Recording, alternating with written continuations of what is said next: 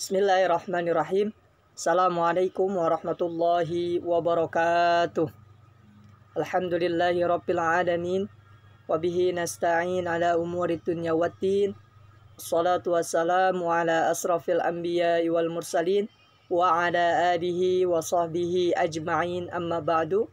Baik teman-teman kelas 5 yang dirahmati Allah subhanahu wa ta'ala. Apa kabar kalian semua? Semoga kita semua, kalian semua senantiasa dalam keadaan baik dan dalam keadaan sehat insya Allah.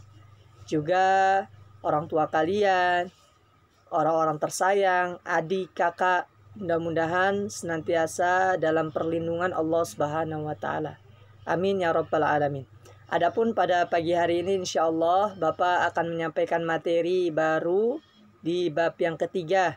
Oleh karenanya silakan teman-teman untuk disiapkan buku paketnya SKI kelas 5. Ya, kemudian nanti silakan dibuka, disesuaikan dengan halaman yang sedang Bapak sampaikan. Baik teman-teman yang dirahmati Allah Subhanahu wa Ta'ala, sebelum kita belajar, mari kita buka dahulu dengan membaca ayat Bismillahirrahmanirrahim. Bismillahirrahmanirrahim. Rabbi zidni ilma warzuqni fahma. Baik. Teman-teman yang dirahmati Allah, silakan dibuka buku paketnya di bab yang ketiga.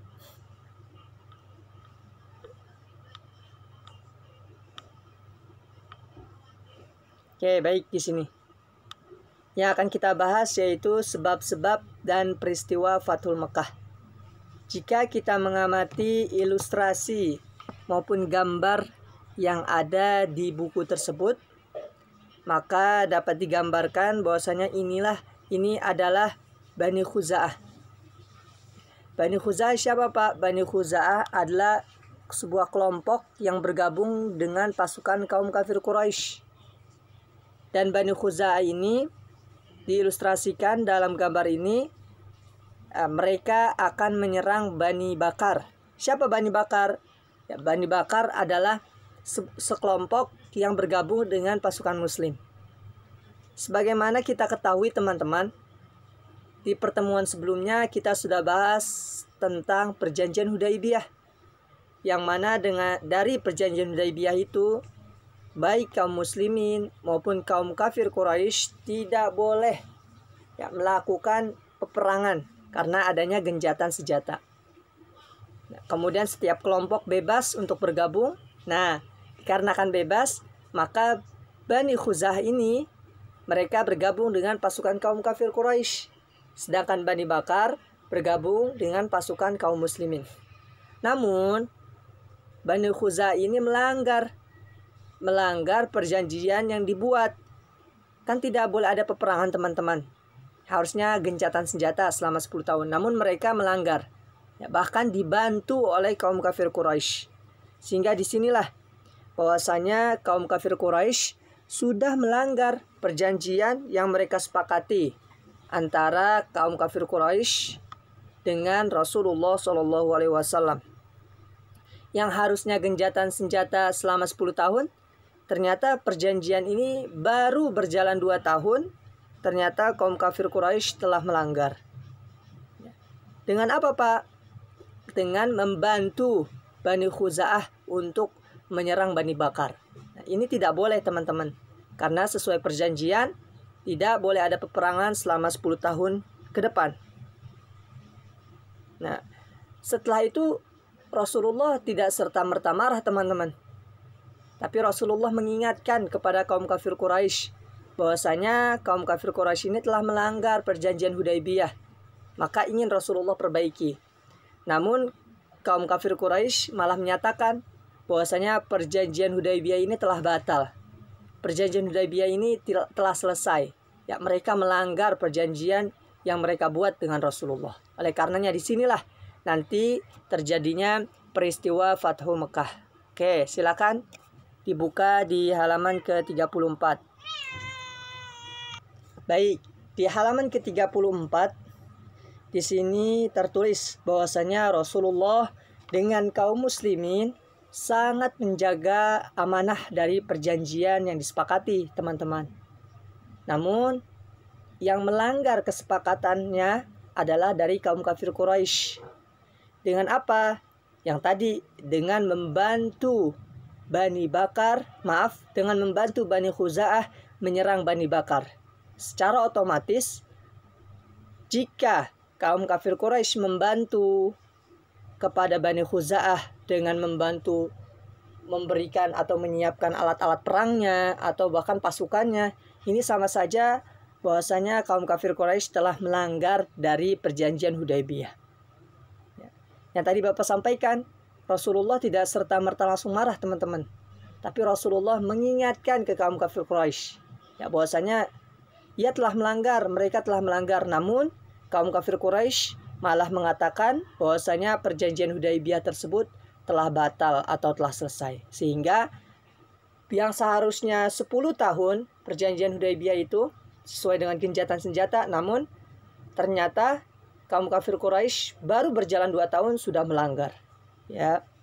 Oke, adapun pelanggaran perjanjian Hudaybiyah. Yang A ya. Jadi pada saat perjanjian Hudaybiyah disepakati ini, setelah disepakati yang tadi Bapak sampaikan, Bani Bakar bergabung dengan kaum muslimin. Sedangkan Bani Khuza'ah ini bergabung dengan kaum kafir Quraisy. Dan mereka semua, baik Bani Bakar maupun Bani Khuza'ah, mereka semua ini terikat dalam perjanjian Hudaybiyah. Ya. Namun sangat disayangkan ternyata baru berjalan 2 tahun kaum kafir Quraisy ini melanggar atas kesepakatan yang dibuat antara Rasulullah dengan kaum kafir Quraisy. Dengan apa? Ya, dengan memberikan dukungan kepada Bani Khuza'ah. Dengan memberikan bantuan kepada Bani Khuza'ah. Ya, jadi setelah ternyata pada tahun 8 Hijriah, teman-teman, ya, Bani Khuza'ah menyerang Bani Bakar, sehingga disinilah ya, perjanjian Hudaybiyah itu dilanggar oleh kaum kafir Quraisy. Nah, adapun setelah itu Rasulullah jelas ingin meminta pertanggungjawaban kepada kaum kafir Quraisy. Namun kaum kafir Quraisy ini malah menganggap bahwasanya perjanjian itu telah selesai atau telah batal. Sehingga Rasulullah beserta kaum muslimin berinisiatif untuk masuk ke kota Mekah ya, dengan kekuatan sepenuh mungkin, ya, sesuai dengan rencana sebelum perjanjian. Jadi gini teman-teman, sebenarnya kaum muslimin itu sudah kuat, ya, pasukan kaum muslimin sudah banyak. Namun Rasulullah itu menghargai atas perjanjian yang dibuat oleh kaum muslimin dengan kaum kafir Quraisy. Nah, ternyata kaum kafir Quraisy malah melanggar, ya, malah tidak menepati janji. Maka Rasulullah dengan tegas siap untuk membawa seluruh pasukan kaum muslimin yang di Madinah menuju ke kota Mekah. Untuk apa? Untuk menguasai kota Mekah sekaligus untuk menegakkan ajaran agama Islam di sana. Ya, oke, baik. Adapun setelah itu kita pahami bahwasanya kaum kafir Quraisy nggak konsisten, ya, nggak istiqomah, teman-teman, dengan perjanjian yang mereka buat sendiri, yang mereka sepakati juga. Mereka malah tergoda dengan membantu pasukan Bani Khuza'ah dibandingkan dengan membela janjinya kepada umat Islam. Ya, dengan apa? Mereka melanggar dengan janjinya kepada umat Islam. Nah, nanti di akhir setelah Bapak menyampaikan, ternyata pelanggaran yang dilakukan oleh kaum kafir Quraisy ini sebenarnya nantinya merugikan mereka sendiri, teman-teman. Ya, mereka sangat rugi nantinya. Oleh karenanya, sedikit ilmu yang bisa kita pahami bahwasanya sebuah perjanjian itu semestinya kita penuhi, kita jaga, kita lakukan, kita harus konsisten. Sepertinya apa-apa perjanjian ketika di kelas, teman-teman punya perjanjian untuk piket. Nah, piket ini merupakan kewajiban, keharusan bagi kalian yang mendapatkan tugas di hari tersebut. Jadi ketika kita mendapatkan tugas, kalian mendapatkan tugas, maka seharusnya sebagai seorang muslim kita menepatinya, mengerjakannya, memenuhinya. Dengan apa? Ya dengan piket di kelas sesuai dengan jadwal yang ada. Nah, terus gimana Pak kalau ada teman yang lupa ketika piket? Kok dia nggak memenuhi janjinya? Kita bisa ingatkan pelan-pelan. Sebagaimana Rasulullah mengingatkan kaum kafir Quraisy. Namun dikarenakan kaum kafir Quraisy sudah tidak mau menerima, ya akhirnya ia lebih memilih perjanjian Hudaibiyah dibatalkan atau diselesaikan. Selesai. Nah, adapun kalau ada di antara siswa atau siswi yang tidak mau piket, ya, sudah diingatkan dan dia sudah mengetahui perjanjiannya tidak mau, maka bisa kita sampaikan kepada ketua kelas untuk nanti ketua kelas yang menyampaikan, bisa juga kepada wali kelas. Itulah salah satu bentuk bagaimana tanggung jawab kita dalam menepati janji atau kesepakatan yang kita miliki. Itu diantaranya ketika kita berada di sekolah atau teman-teman pada saat ini di rumah memiliki kesepakatan oleh orang tua kalian tidak boleh memainkan HP sampai jam 8 malam. Contoh, ketika jam 8 malam sudah nggak boleh megang HP lagi, harus istirahat. Contoh. Nah, maka di situ kalian punya janji yang harus dipenuhi dan juga harus dilakukan secara konsisten. Wah, sudah mau masuk jam 8 nih, berarti berhenti, selesai. Ya tidak lagi bermain HP. Nah, itu salah satu kita menepati janji atau kesepakatan yang telah kita buat. Oke, baik.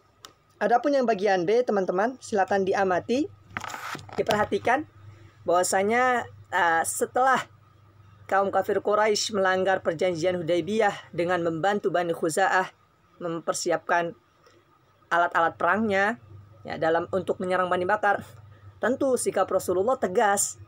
Ya, setelah Rasulullah mengingatkan, ternyata kaum kafir Quraisy malah mengatakan menolak. Ya, maka di sini sikap Rasulullah tegas, ya, berani, tegas, sehingga Rasulullah mengajak seluruh kaum muslimin dan para sahabat yang berada di kota Madinah untuk menuju kota Mekah. Untuk apa, Pak? Ya, tentu untuk melakukan sikap yang tegas kepada kaum kafir Quraisy bahwasanya yang namanya janji itu harus dipenuhi, ya, harus dijalankan. Ya, sekaligus untuk apa? Ya, untuk datang ke kota Mekah, untuk menguasai kota Mekah. Adapun tentu Rasulullah mengajak seluruh sahabatnya untuk meraih kemenangan di kota Mekah, untuk merebut wilayah kota Mekah. Ya, tentunya ya Rasulullah melakukannya dengan penuh keyakinan dan penuh tawakal kepada Allah. Semuanya diserahkan kepada Allah dan juga minta pertolongan kepada Allah Subhanahu wa taala.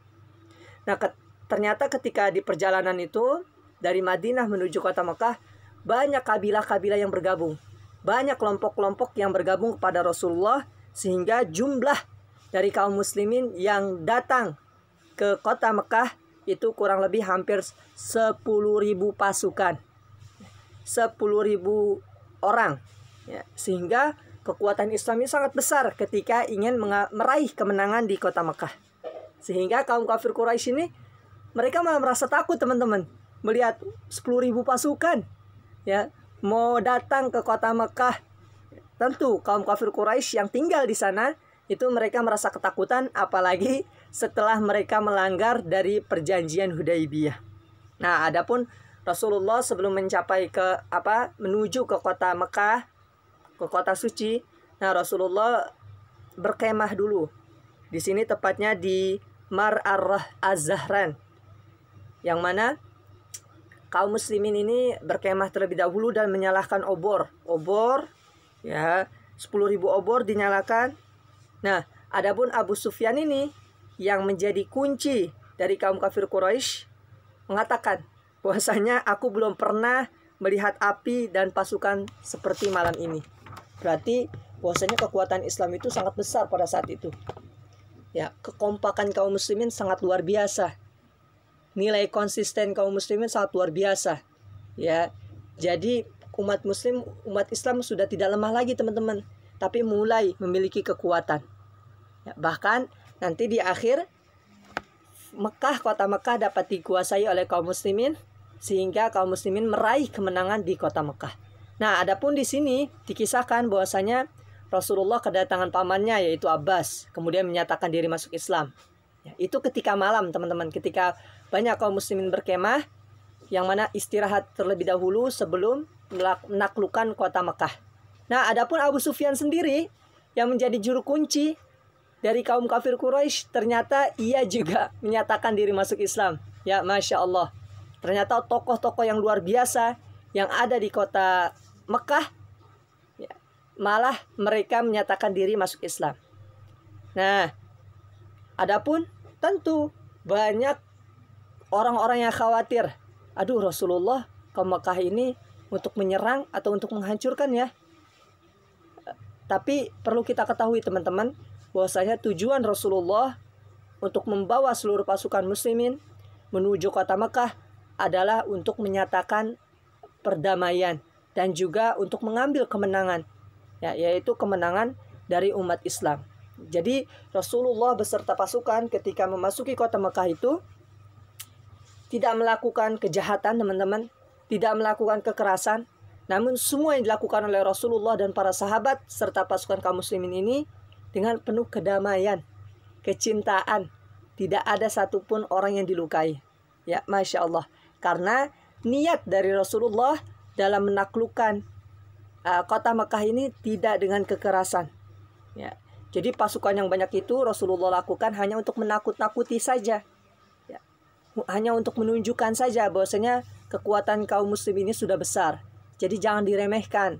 Apalagi dengan adanya perjanjian Hudaybiyah, kaum kafir Quraisy malah melanggar. Jangan diremehkan. Kaum muslimin sudah kuat. Ya. Jadi tujuan Rasulullah ke kota Mekah 10.000 pasukan itu bukan untuk berperang.